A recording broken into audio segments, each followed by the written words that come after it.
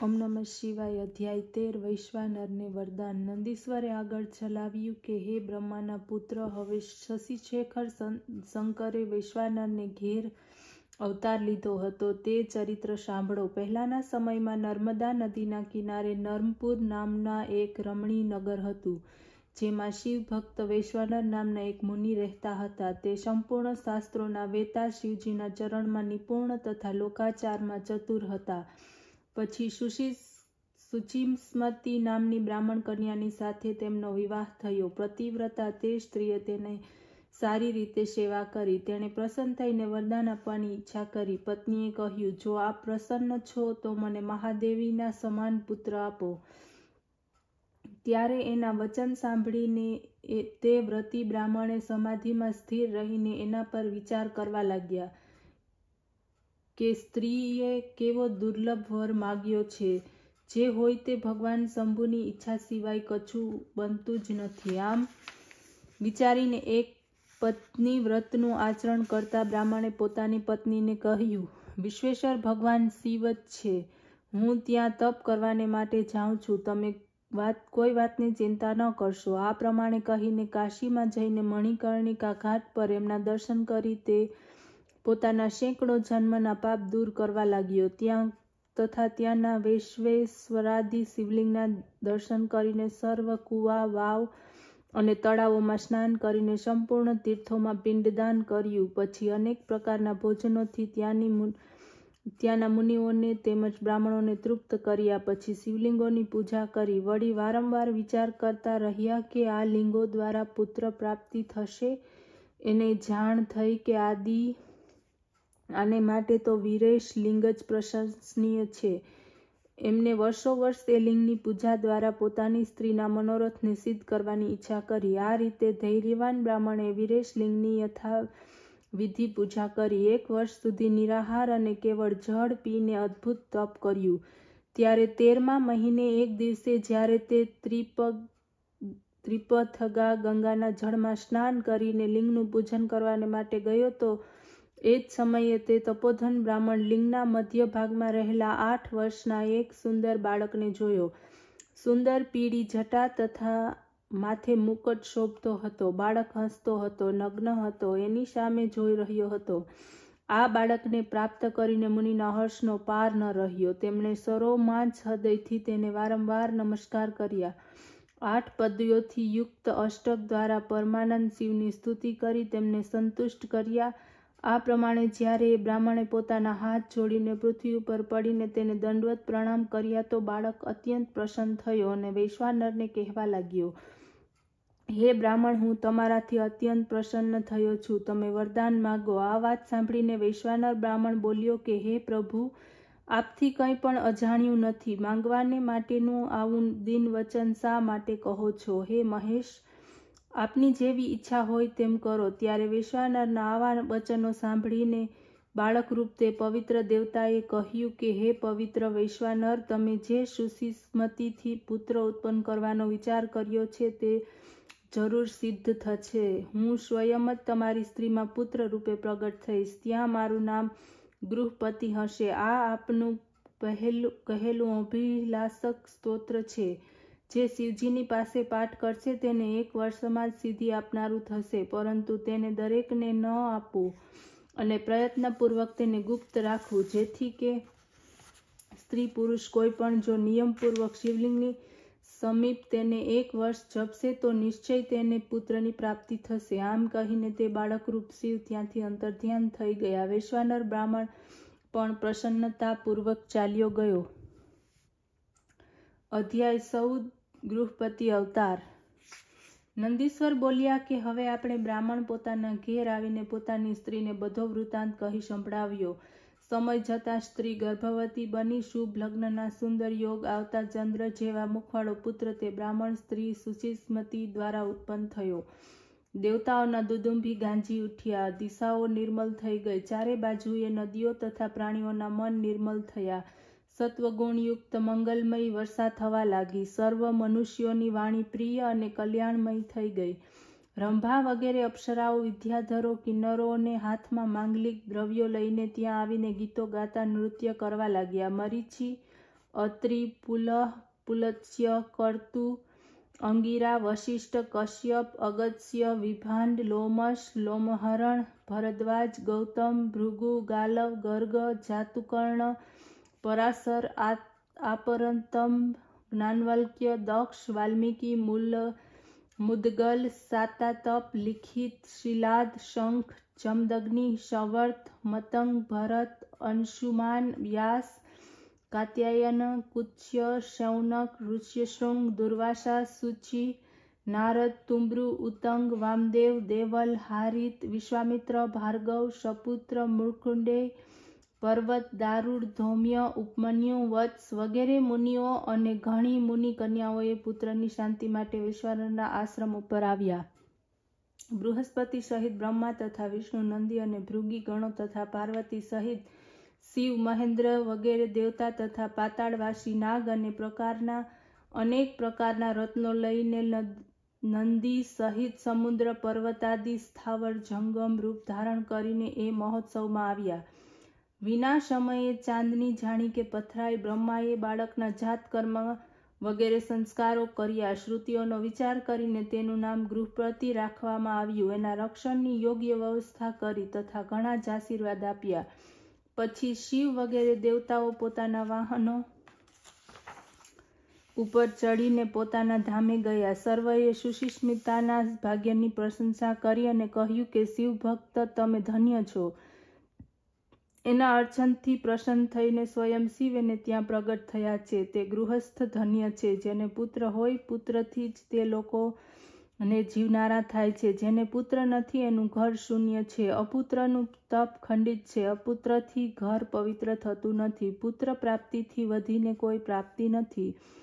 લોક પરલોકમાં પુત્રથી અધિક સુખ નથી કે પુત્રથી અધિક મિત્ર નથી. પછીથી પિતાએ એ બાળકનો સમય થતાં યોગ્ય સંસ્કાર કર્યા.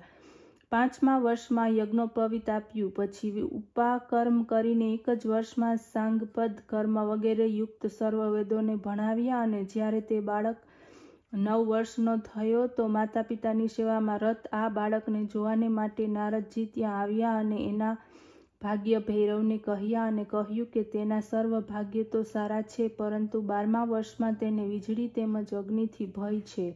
આમ કહીને નારદજી ચાલ્યા ગયા. અધ્યાય 15 ગૃહપતિ અવતાર વર્ણન.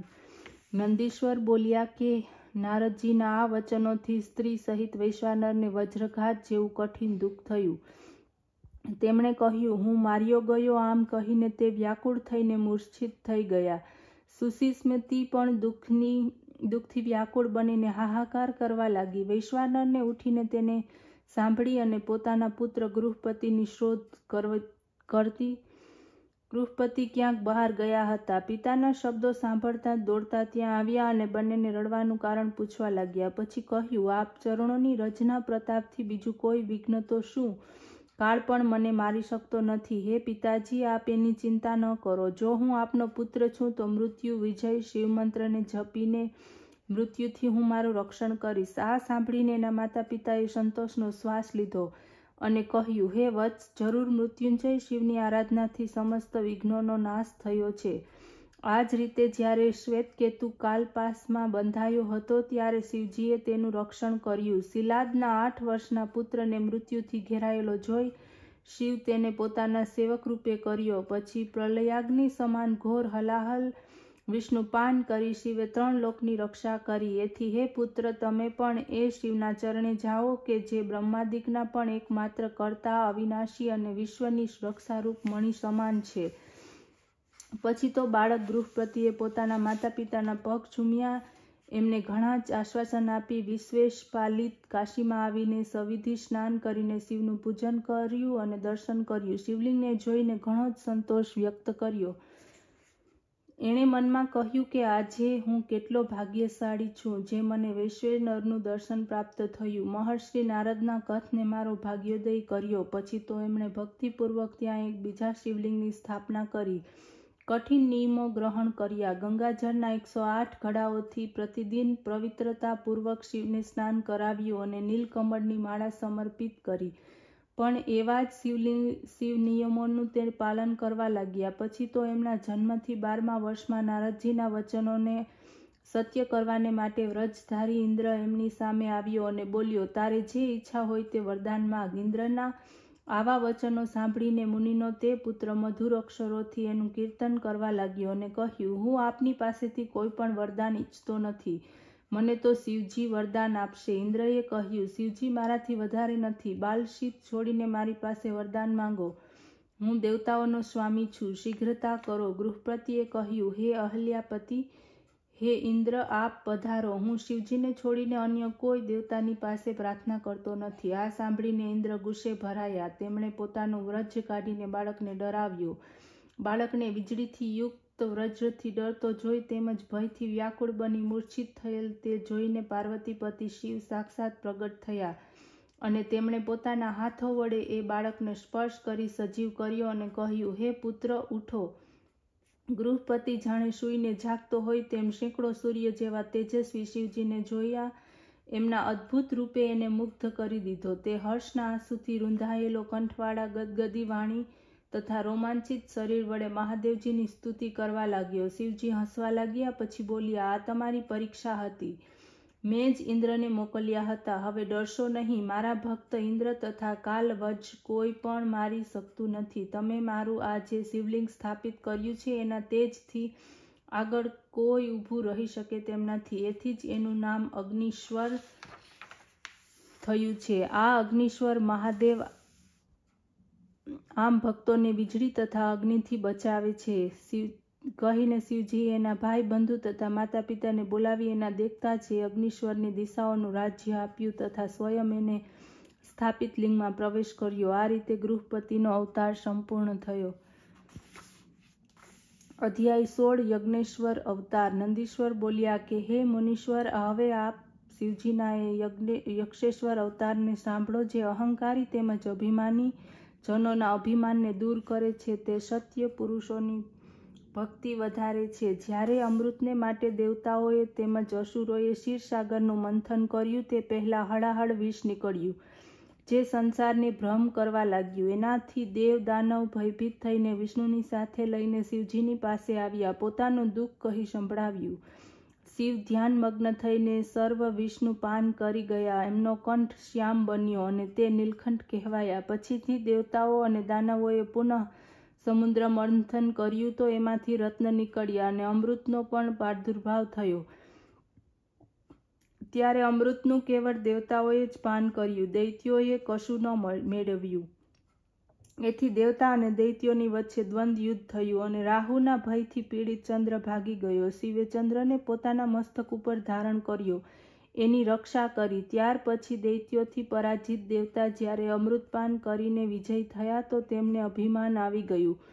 શિવની માયાથી મોહિત થઈને તેણે તેમની પોતાના બળની ઘણી જ પ્રશંસા કરી. ત્યારે મને ગર્વિલા જાણીને શિવે યક્ષનું રૂપ ધારણ કરી એમની પાસે આવ્યા અને પૂછ્યું કે તમે અહીં શા માટે આવ્યા છો? મને ઠીક રીતે બતાવો. દેવતાઓએ કહ્યું, અહીં ઘણું જ ભયંકર યુદ્ધ થયું હતું જેમાં ઘણી માત્રામાં દૈત્યોનો નાશ થયો હતો. જે બચ્યા તે ભાગ્યા અને અમે ઘણા જ પરાક્રમી છીએ. અમે દૈત્યોને મારી નાખ્યા છે તથા અમારા જેવા બળવાનોની આગળ દૈત્યોનું બળ તુચ્છ છે. એ જ રીતે અમે લોકો વિચાર કરી રહ્યા છીએ. ત્યારે યક્ષેશ્વરે કહ્યું કે દેવતાઓ, આ તમારો ગર્વ મિથ્યા છે. તમારું નિર્માણ કરનાર સ્વામી કોઈ બીજો છે. શું તમે તે મહાદેવને ભૂલી ગયા? તમે તમારા બળના વ્યર્થ વખાણ કરો છો. જો તમને પોતાનું બળ આવું અભિમાન છે તો એની પરીક્ષા કરો. હું અહીં ઘાસનું એક તરણું મૂકું છું. તમે લોકો એના પોતાના અસ્ત્રથી કાપી નાખો. આમ કહીને સત્પુરુષોને ગતિ આપનાર યક્ષરૂપી રુદ્રે દેવતાઓની આગળ એક તરણું ફેંક્યું. બધાના મદને દૂર કર્યો. ત્યારે બધા જ વીર અભિમાની વિષ્ણુ વગેરે દેવતા પોતાનો પુરુષાર્થ કરી એના ઉપર પોતપોતાના અસ્ત્રો ચલાવ્યા. અનેક પ્રહાર કર્યો, પરંતુ એના ઉપર તો ગર્વહારી શિવનો પ્રભાવ હતો. દેવતાઓના સર્વ અસ્ત્ર વ્યર્થ ગયા. તેઓ તે તૂર્ણને કાપી ન શક્યા. દેવતાઓ આશ્ચર્ય પામ્યા. ત્યારે તેમના આશ્ચર્યને દૂર કરવાને માટે ત્યાં તત્ક્ષણ આકાશવાણી થઈ કે આ યક્ષ સર્વ ગર્વોના વિનાશક શંકર મહાદેવ જ છે. એ જ પરમેશ્વર, કરતા હર્તા પાલન કરતા છે. આકાશવાણી સાંભળીને દેવતા આશ્ચર્યચકિત થયા.